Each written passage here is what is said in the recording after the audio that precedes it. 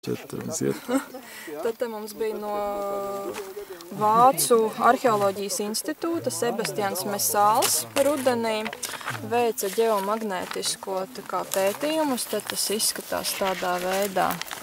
Kartē te ir Mežītes pilskalns, tie gaiši zilie ir izrakuma laukumi, ko mēs esam iepriekšējos gados pētījuši.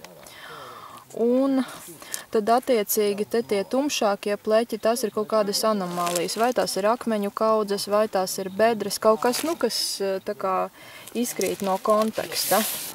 Un te ir tas uzlikts uz baltas lapas, lai būtu uzkrītošāk, un viņš interpretē, kā viņam liekas. Vai tās būtu bedres vai akmeņu kaudzes, bet viņi nav piešāvušies vēl pie Baltijas. Un mēs tā kā ar izrakumiem vēl precizējam, vai tas, ko viņš uzskata, atbilst tam, ko mēs tagad te būsim izrakuši. Jo mūsu izrakuma laukums ir aptuveni šajā vietā, un tad mēs varēsim viņam tos secinājumus nosūtīt.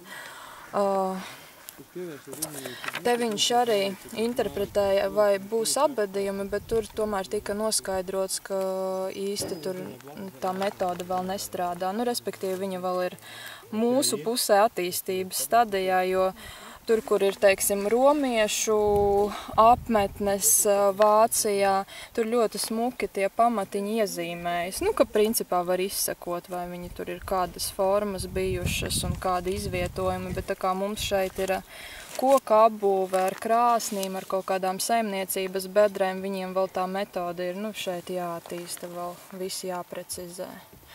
Un tad tas bedrīša akmens, kas jums interesē, viņš aptuveni šajā nogāzē būs, kur jūs tur droši vien iesiet.